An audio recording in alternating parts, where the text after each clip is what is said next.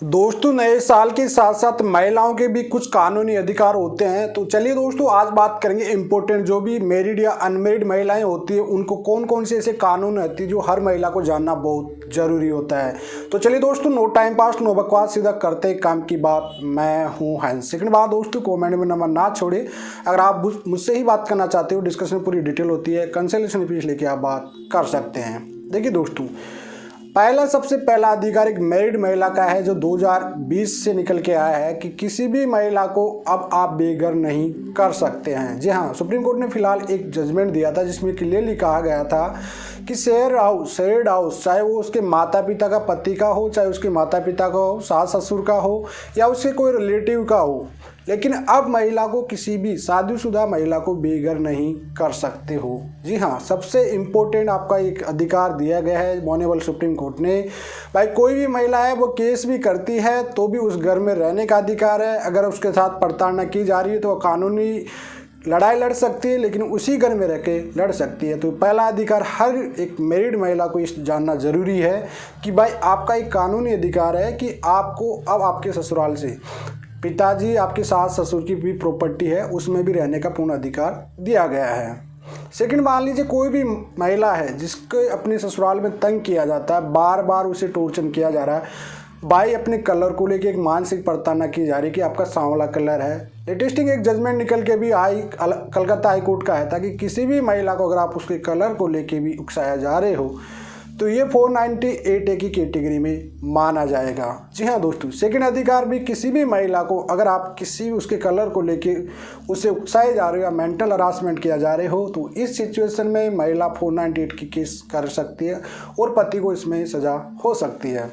तीसरा अधिकार होता है कि कोई भी महिला अगर रात्रि के 7 बजे के बाद किसी भी ऑफिस से निकलती है तो उनका ये अधिकार है कि वो 112 पे डायल करके किसी भी टैक्सी से जाती है। मान लीजिए आप 7 बजे के बाद ऑफिस से निकल रहे हैं और आपको अंधेरा हो जाता है या किसी भी ऐसे अनजान रास्ते से आप घर पे जाते हो जहाँ पे आपको लगता है कि यहाँ पे खतरा हो सकता है। उस सिचुएशन में अगर आप कोई भी टैक्सी करते हो तो उस टैक्सी की पूरी डिटेल अपने घर वालों को भेज के प्लस साथ में कंट्रोल रूम पुलिस 112 डायल पे आप उसकी पूरी डिटेल दे सकते हो जिससे आपको खतरा नहीं हो सकता है।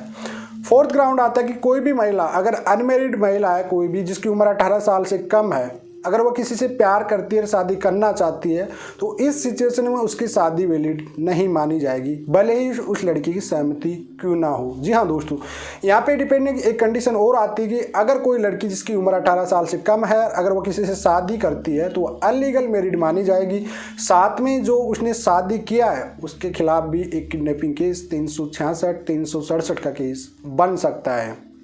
अगला जो इम्पोर्टेंट कानून आता है हर किसी महिला के लिए, अगर कोई भी महिला है उससे डोमेस्टिक घरेलू हिंसा के तहत उसे अगर वहाँ पे रहने से प्रताड़ना कर रहे हैं, चाहे वो सास ससुर हो, चाहे उसके रिलेटिव हो, चाहे उसके कोई भी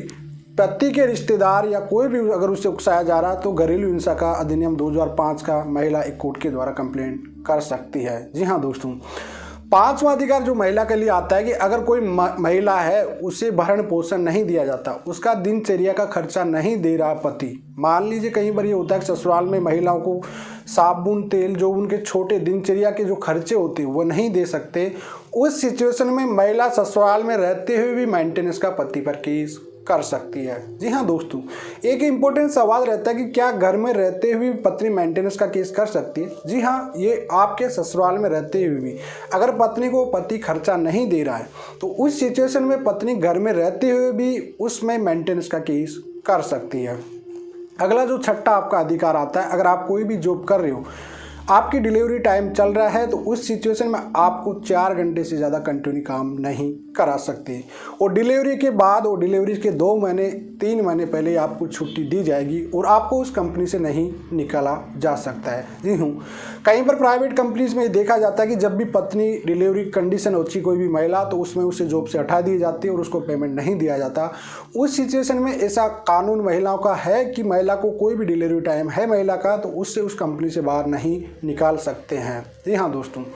अगला जो एक कानून और आता है दोस्तों, उसमें ये अधिकार है कि कोई भी शादीशुदा महिला है, चाहे वो मैरिड है चाहे वो अनमैरिड महिला है, उसका जन्म होते ही उसके माता पिता की प्रॉपर्टी में अधिकार हो जाता है। जी हाँ दोस्तों, भाई कोई महिला है जो बच्ची पहले शादी के बाद कहीं रूले से थे, लेकिन सुप्रीम कोर्ट ने अभी गाइडलाइन जारी कर दी गई है, भाई कोई भी महिला भले वो शादी से पहले हो या शादी के बाद हो, उसके पिता की प्रॉपर्टी में उसकी हमेशा हमेशा राइट रहेगा।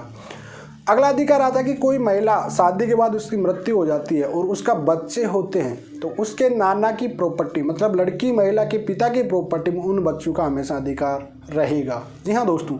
ये सवाल जो काफ़ी इंपॉर्टेंट आते रहते हैं दोस्तों आपके माइंड में कि महिलाओं के कौन कौन से ऐसे अधिकार है, तो ये पूर्ण अधिकार होते हैं महिलाओं के, जो हर किसी महिला को जानना जरूरी है कि भाई शादीशुदा कोई भी महिला होती है उसके ससुराल में रहने का पूर्ण अधिकार है, उसके माता पिता की प्रॉपर्टी में उसका पूर्ण अधिकार है। अगर कोई भी मान लीजिए शादी के बाद महिला चली जाती है ससुराल, लेकिन जो उसके पिता की नौकरी होती है उसमें भी उसका पूर्ण अधिकार है। कहीं बार क्या होता है कि बीच डेट हो जाती है पिता की, उसमें वही भाइयों का इक्वल अधिकार है, उसी प्रकार से उस महिला का भी अधिकार होता है। अगला टॉपिक आता है दोस्तों कि कोई भी महिला जॉब करती है और उसकी अगर एक्सपायर मौत हो जाती तो उसकी जगह स्थान पे पति